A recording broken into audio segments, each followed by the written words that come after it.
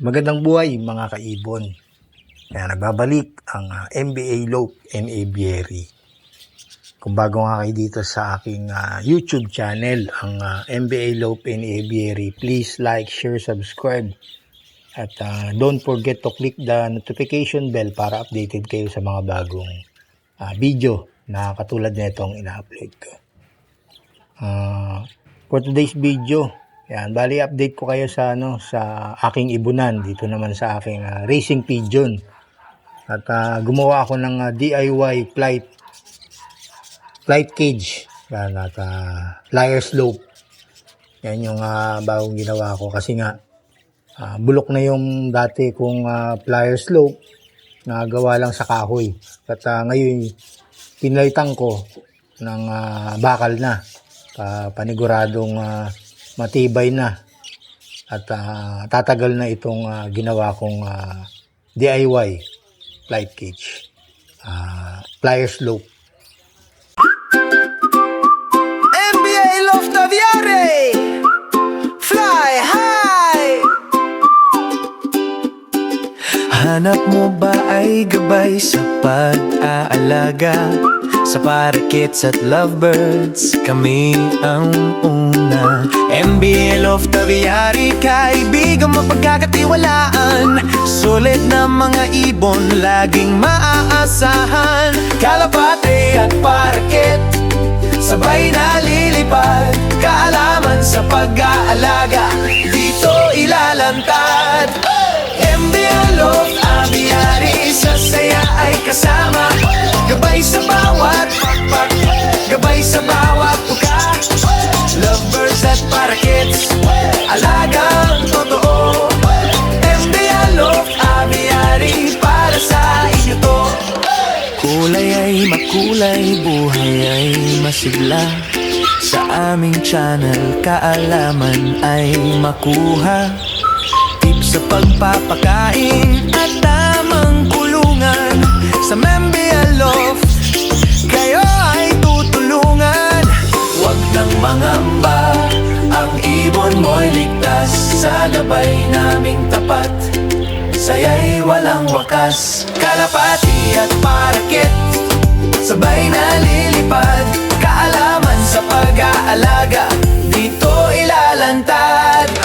MBA Loft Aviary, sa saya ay kasama. Gabay sa bawat pakpak, gabay sa bawat tuka. Lovebirds at parakeets, alagang totoo. MBA Loft Aviary, MBA Loft Aviary, fly high.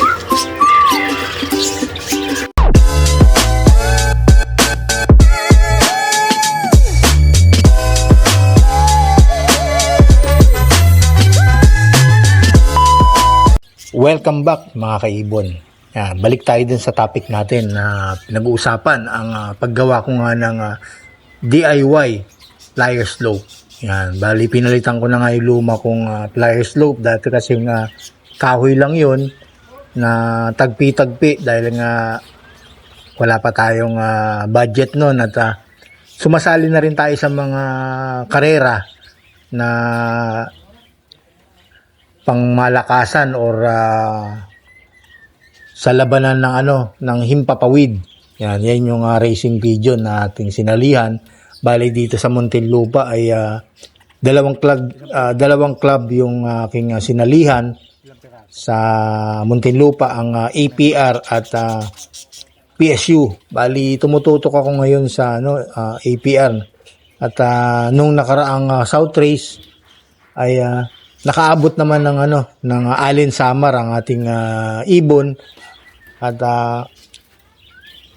hindi tayo naman pinalad, pero siguro itong mga breeder na bago kong sinalang at naglabas nga ng mga anak nila ay sana ay makakuha na tayo ng kampyonato at di naman natin hinahangad na magkampiyon. Bali yan, bonus na lang yan, yung pagkapanalo, pagka-champion sa larangan ng karera ng kalapati. Bonus na lang, importante ang ibon natin ay nakakabalik sa ating lugar kung saan natin sila nilagay o kinulong. Yan. Tulad nga dito sa aking ibunan, matagal na talaga ako nag-aalaga ng kalapati. Wala pa yung mga parakeets at mga African lovebirds na inaalagaan ko ngayon. Talagang dati kalapati ako. Bata pa ako. Siguro mga high school, elementary, grade 6, nag-start na akong mag-alaga ng kalapati kasi yung panahon ngayon, panahon noon na nasa probinsya nga kami noon, ay yung tiyuhin ko ay nag-aalaga nga ng mga kalapati. Hindi naman siya pang karera, kumbaga alagang bahay-bahay lang na palipad-lipad. Naiinganyan na rin ako at humingi nga tayo dun sa aking tiyuhin at doon nga ako nag-umpisa nung grade 6. At wala pang ano noon, hindi ko pa alam na may kare-karera. Bali ang mga umpisa pa nga lang ng ibon ko noon native or paltok pa.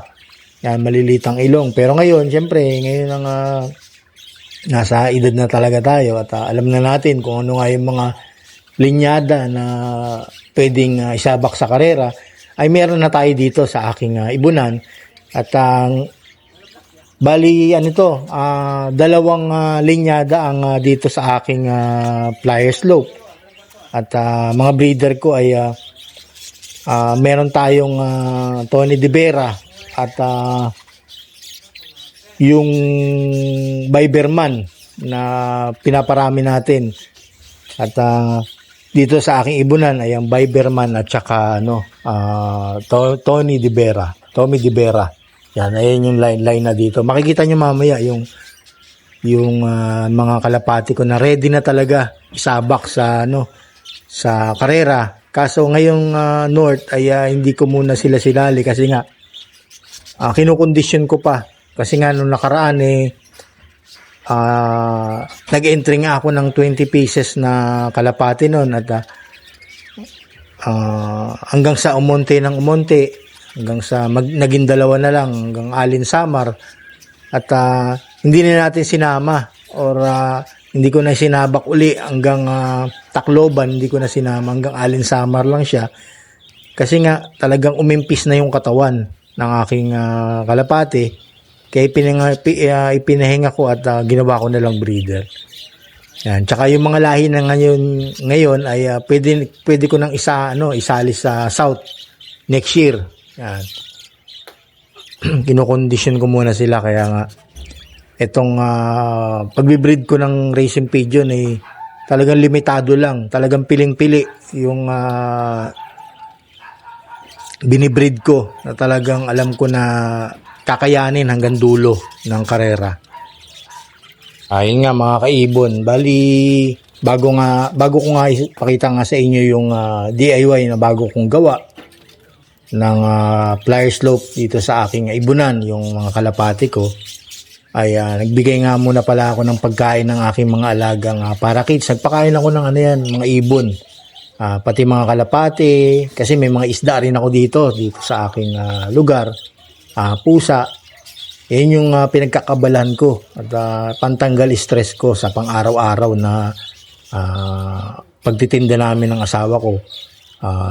Siyempre sa umaga habang nagkakape ka, titingnan mo lahat yung mga alaga mo. Ayun yung stress reliever ko. Yan, nagpakain na rin pala ako ng parakeets. Binakain ko na rin yung mga parakeets ko at mga breeder na may mga itlog at may mga inakay.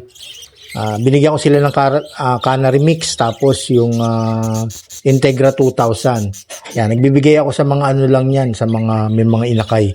Kasi nga, yung Integra 2000 nagpapabilis ng paglaki nga ng mga inakay. Magugulat na lang kayo. 3 araw, 4 na araw, malaki na yung pagkapisa pa lang ng ng itlog. Sinasabay na lang pakain yan. At magugulat kayo, 4 na araw, malaki na kagad yung inakay nila. Yan. May mga sinalang naman akong bago na breeder na parakeets. At kasalukuyang na sila, on mating na. Inaantay ko na lang mag-itlog para nga sa mga bagong future breeder na aking gagawin or ilalatag sa aking ibunan ang MBA Lupini Aviary. Yan. Tapos may mga ano na rin akong may mga inakay na rin akong winalay na at nilipat ko nga sa sa DIY flight cage ko rin. Yung pinakita ko dati o meron akong ginawang video na gumawa rin ako ng flight cage naman ng aking mga parakeets. Yan. Ngayon, yung itong ginawa ko ay DIY naman ng flyer slope ng aking mga kalapate. Yan, papakita ko sa inyo mamaya yan.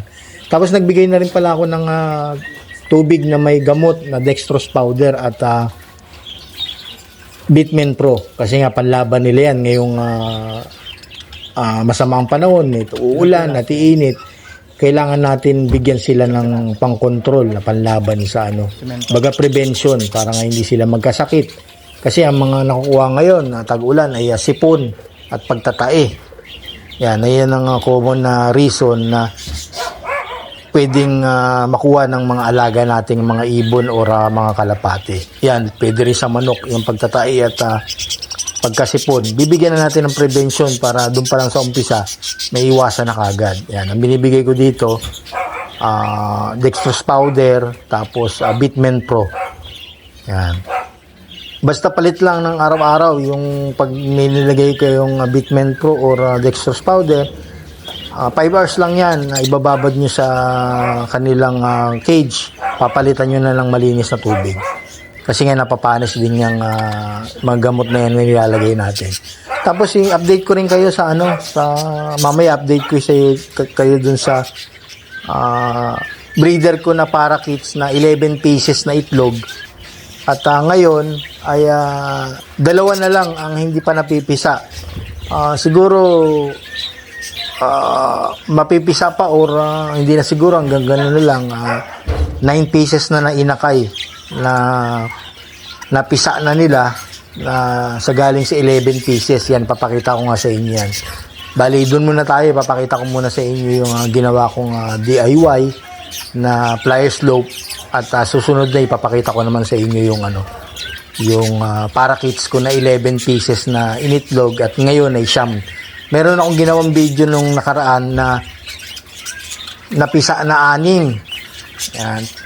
Na meron pa natirang 5. Ngayon, papakita ko sa inyo 2 na lang ang hindi pa napipisa. Yan, sana mapisa pa. Pero okay na rin kung hindi na mapisa.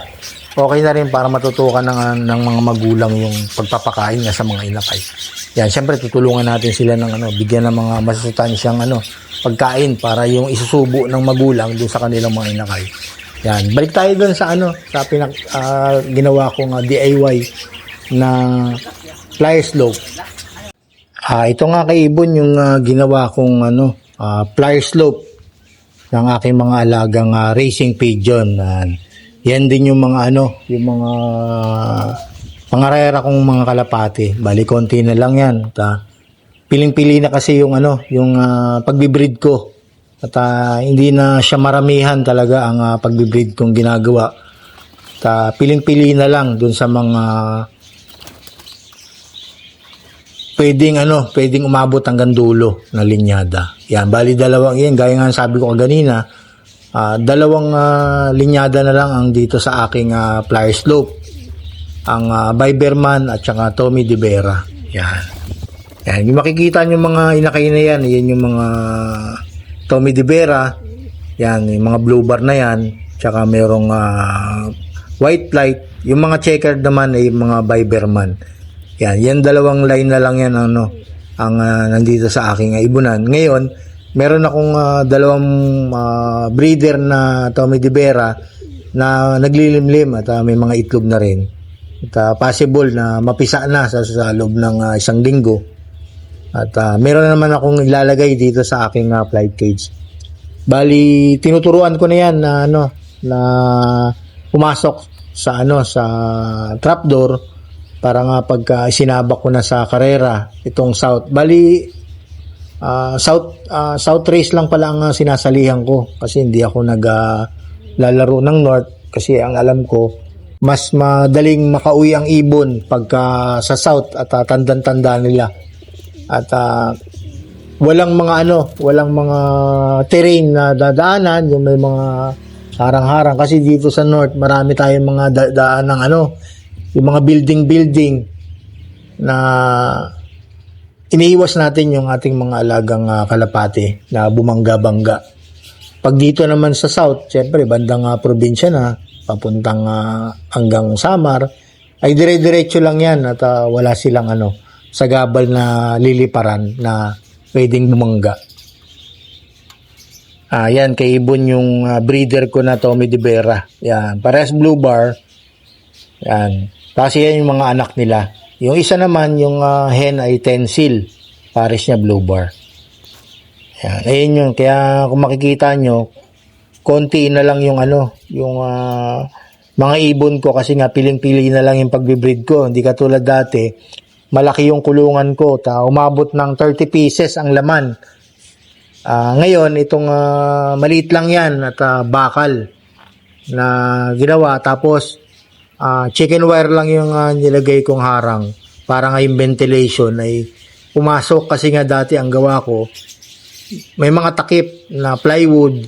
Ito ngayon may takip sa plywood pero bawat gilid, pero yung harap ay chicken wire kaya nakakahinga sila ng maluwag. Tapos ito yung trapdoor, yung pa rin yung binalik ko dati, balik kinalas ko lang at nilagay ko para tanda pa rin nila yung yung babalikan nila, yung pa rin yung tamang lokasyon na pinag-alisan ko nung luma, doon pa rin nilagay yung bago kong ginawa.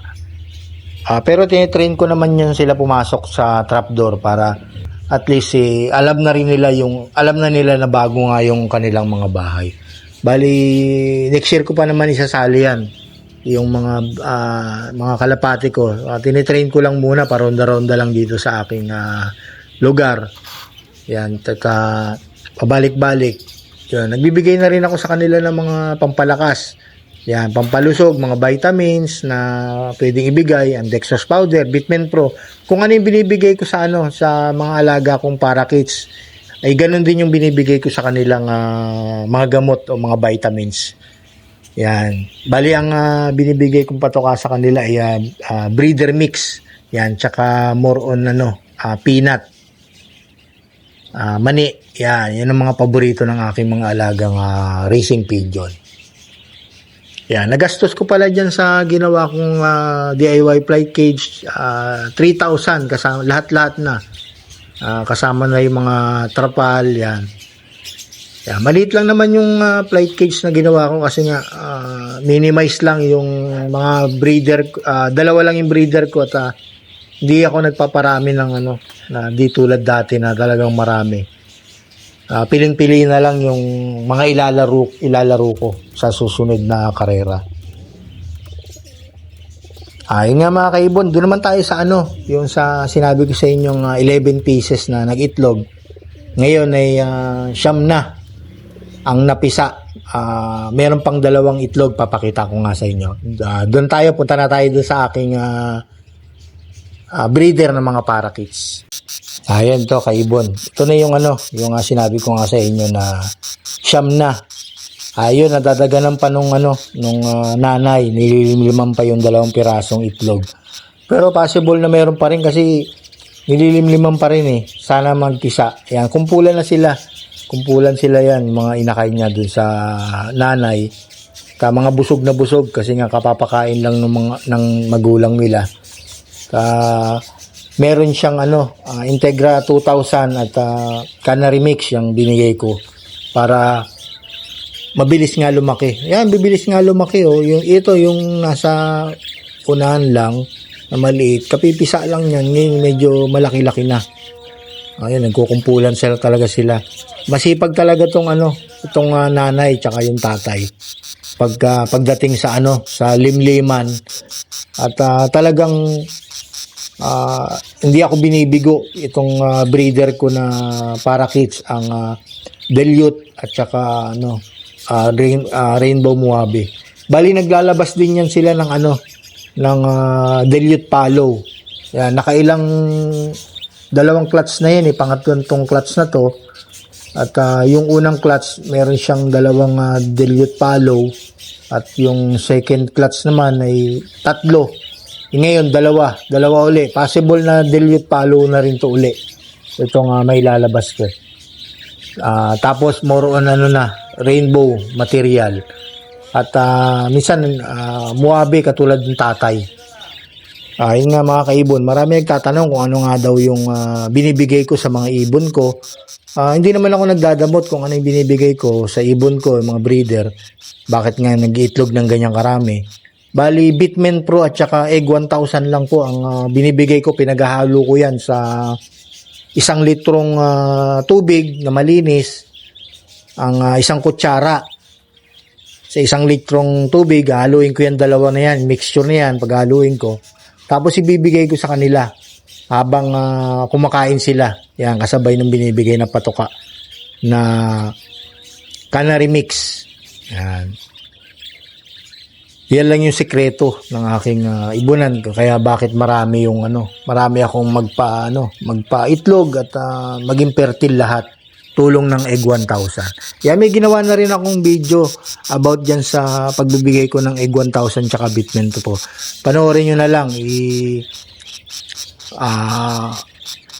Hanapin nyo na lang po yung ginawa kong video about sa Bitmen Pro at saka Egg 1000. Yan, yun lang yung sikreto ko sa aking ibunan. At binibigay ko rin yan sa mga kalapate, yung 2 gamot na yan. Ang tamang pagbibigay ko nga ng gamot na Bitmen Pro at Egg 1000 ay doon pa lang sa bagong salang nyo pa lang na pares, bibigyan nyo na yan. Kasi dito, nabawa, nakahanap na ako ng pwede kong gawing breeder or future breeder. Pagka sinalang ko na sila sa cage na may nest box, yan na yung umpisa kong pagbibigay sa kanila ng gamot na Bitmen Pro at Egg 1000. Kasi nga hinuhubog na nila yung bali pinapahubog ko na yung gamot sa tiyan nung nanay at para yung sperm ng cock ay maging fertile pagka isinalin ng sa hen.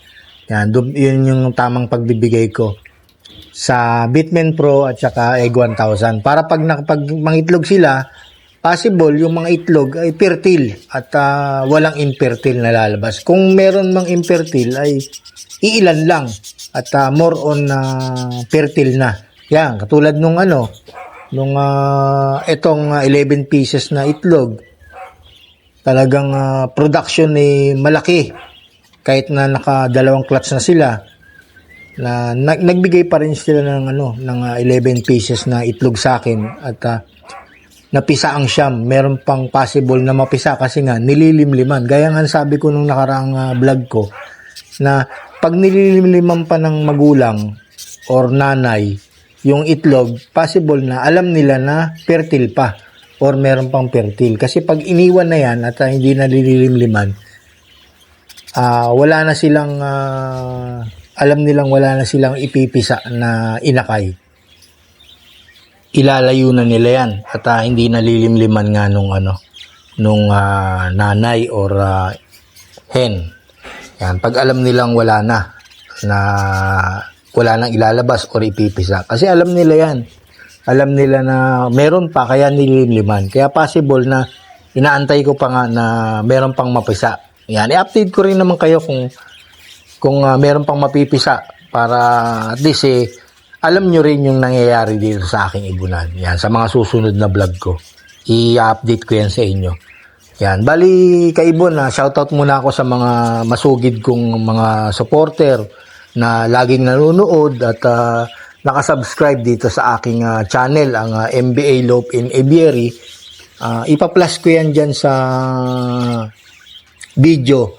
Bali, hindi ko na babanggitin. Bali, ipa-flash ko na lang yung mga pangalan at makikita nyo kung ilan nga sila sa sobrang dami nila. At ako'y natutuwa at nagpapasalamat sa patuloy na suporta ng aking mga kapwa kaibon, ng mga nanonood na patuloy na sumusuporta sa aking MBA Lope in Aviary ay nakakataba ng puso. At meron tayong napapasaya or natutulungan na mag-iibon na nakakapanood din sa aking mga video. Yan. Maraming salamat po. Yan, ipa-flash ko po sa inyo. Pa-flash ko po yung mga pangalan. At kung makikita nyo man, ay maraming po salamat sa inyong patuloy na suporta at patuloy nyo pa rin na pinanonood ang aking mga video. Yan. Pa-share na rin po pa-share na lang po ng mga video ko para at least yung mga makakapanood meron pang mga kilala na gustong mag-aalaga ng ibon ay masubscribe at panoorin po yung mga video ko. Yan. Pa-flash ko po yung mga shoutout ko. Ito po. NBA Love Taviare, Fly High. Hanap mo ba ay gabay sa pag-aalaga sa parakeets at lovebirds? Kami ang una. NBA Love Taviari, kaibigan mapagkakatiwalaan. Sulit na mga ibon, laging maaasahan. Kalapate at paraket, sabay na lilipad. Kaalaman sa pag-aalaga, dito ilalantad. MBA Love Aviary, sa saya ay kasama. Gabay sa bawat pakpak, gabay sa bawat tuka. Lovebirds at parakeets, alagang totoo. MBA Love Aviary, para sa inyo to. Kulay ay makulay, buhay ay masigla. Sa aming channel, kaalaman ay makuha. Tips sa pagpapakain at tamang kulungan. Sa MBA Love, kayo ay tutulungan. Huwag nang mangamba, ang ibon mo'y ligtas. Sa gabay naming tapat, saya'y walang wakas. Kalapati at paraket, sabay na lilipad. Kaalaman sa pag-aalaga, dito ilalantad. MBA Love Aviary, sa saya ay kasama. Gabay sa bawat pakpakpak, gabay sa bawat tuka. Lovebirds at parakeets, alagang totoo. MBA Love Aviary, MBA Love Taviare, Fly High.